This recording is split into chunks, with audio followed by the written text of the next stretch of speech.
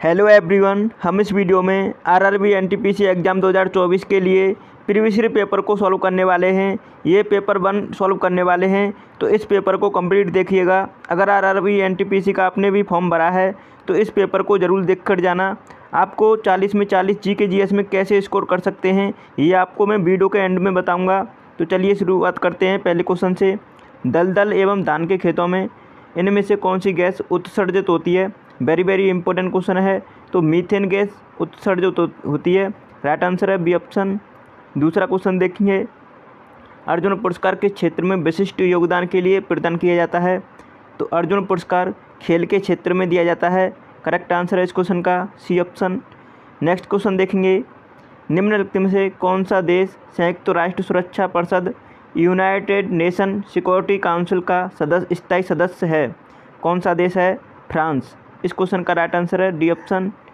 Next question देखेंगे, लाहौर एवं कश्मीर में स्थित शालीमार गार्डन डैश कालीन वास्तु कलाकृतियाँ हैं, तो किस काल की हैं वो? मुग़ल काल की हैं। राइट आंसर है ये ऑप्शन। नेक्स्ट क्वेश्चन देखेंगे, 5वां क्वेश्चन है, भारतीय संविधान का अनुच्छेद 368 किससे संबंधित है? तो भारतीय संविधान का अनुच्छेद 368 ये है आपका संविधान संशोधन से संबंधित है। करेक्ट आंसर है बी ऑप्शन। नेक्स्ट क्वेश्चन देखेंगे, अकबर द्वारा निर्मित पंचमहल किस में स्थित है? तो इन चारों शहरों में से बताना है कहाँ पर है अकबर द्वारा निर्मित पंचमहल। फतेहपुर सीकरी में। तो राइट आंसर है इस क्वेश्चन का डी ऑप्शन। नेक्स्ट क्वेश्चन देखेंगे, महात्मा गांधी द्वारा नमक सत्याग्रह साल्ट मार्च वर्ष 2000 कब में शुरू किया गया था? तो कब किया गया था? 1930 में शुरू किया गया था। राइट आंसर है बी ऑप्शन। अगले क्वेश्चन का आंसर देखेंगे, इनमें से कौन सी पर्वत श्रृंखला स्विट्जरलैंड में स्थित है? तो कौन सी पर्वत श्रृंखला है? आल्प्स। इस क्वेश्चन का राइट आंसर है डी ऑप्शन। नेक्स्ट क्वेश्चन देखेंगे, 9वां क्वेश्चन है, मोरक्को का प्रसिद्ध यात्री इब्न बतूता किस काल में भारत आया था? तो ये आया था किस काल में? दिल्ली सल्तनत काल में। करेक्ट आंसर है ये ऑप्शन। आपसे ये भी पूछा जा सकता है इब्न बतूता कहाँ का यात्री था? तो मोरक्को का था। नेक्स्ट क्वेश्चन देखेंगे, 10वां क्वेश्चन है, भारत का सबसे बड़ा नाभिकीय शक्ति केंद्र कहाँ पर स्थित है? तो भारत का सबसे बड़ा नाभिकीय शक्ति केंद्र है तारापुर में, जो कि महाराष्ट्र में है। नेक्स्ट क्वेश्चन देखेंगे, 11वां क्वेश्चन है, nano science and technology nano mission की शुरुआत किस वर्ष की गई थी? तो इस मिशन की शुरुआत की गई थी वर्ष 2010 में। राइट आंसर है इस क्वेश्चन का बी ऑप्शन। 12वां क्वेश्चन क्या पूछा गया है, पेशीय तंत्र का कौन सा भाग हड्डी से जोड़ता है? तो कौन सा भाग जोड़ता है? अस्थिबंध कहते हैं जिसे हिंदी में, और इसका इंग्लिश में कहते हैं लिगामेंट जोड़ता है। तो करेक्ट आंसर है इस क्वेश्चन का डी ऑप्शन। नेक्स्ट क्वेश्चन पूछा गया है, कैलाश सत्यार्थी किसके संस्थापक थे?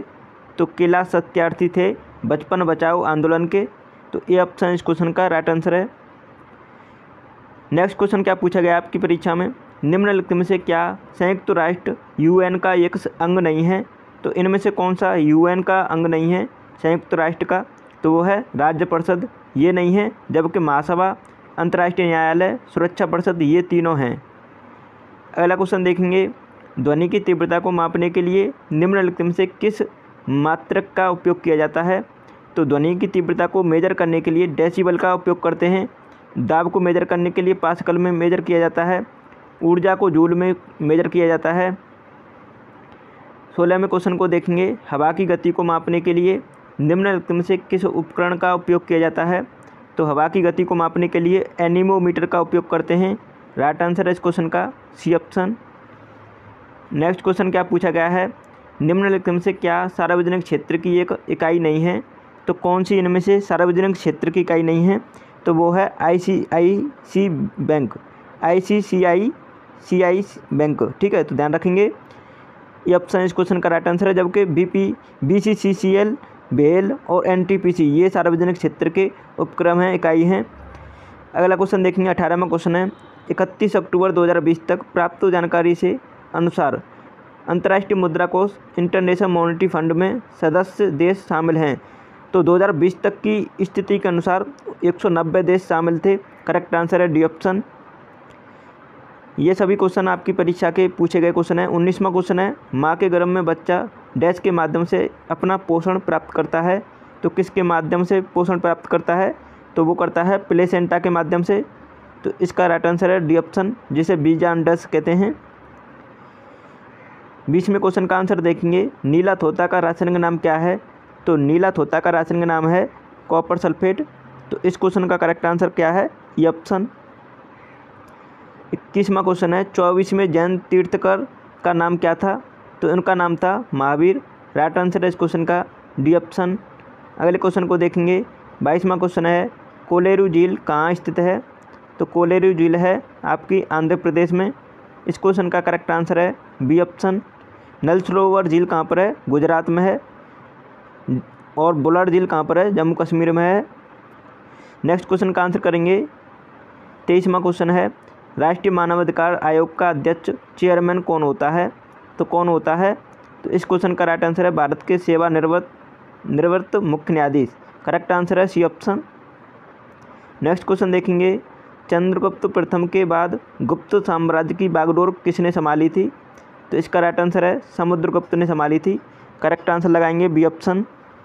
अगला क्वेश्चन देखेंगे, मध्य प्रदेश में भगवान बुद्ध के सम्मान में सम्राट अशोक द्वारा बनवाया गया बौद्ध स्मारक कौन सा है?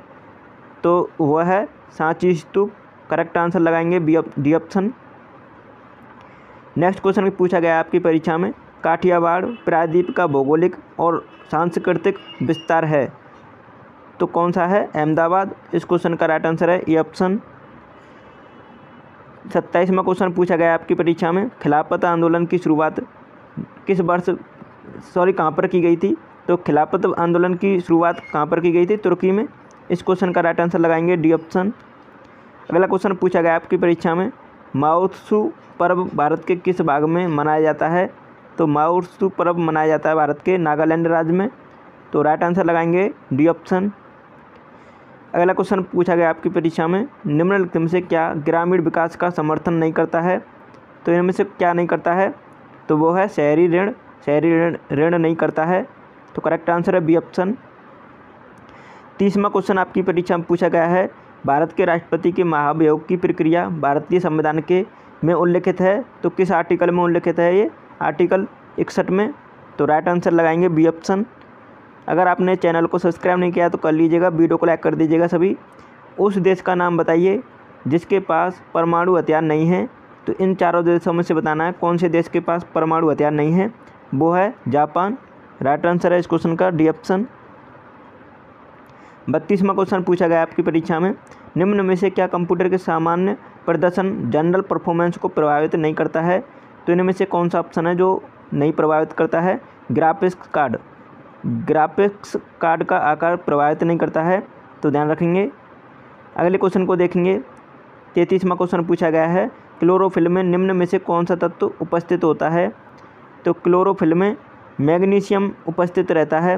राइट आंसर है इस क्वेश्चन का डी ऑप्शन। 34वां क्वेश्चन क्या पूछा गया आपकी परीक्षा में, निम्नलिखित में से किस आंदोलन का आरंभ दांडी यात्रा से हुआ था? तो किस आंदोलन का आरंभ हुआ था? सविनय अवज्ञा आंदोलन का। तो राइट आंसर है सी ऑप्शन इस क्वेश्चन का। अगला क्वेश्चन पूछा गया आपकी परीक्षा में, भारत का निम्न में से कौन सा राज्य यहूदियों को धार्मिक अल्पसंख्यक के रूप में मान्यता नहीं देता है? तो वो कौन सा राज्य है? वो है केरल। इस क्वेश्चन का राइट आंसर है सी ऑप्शन।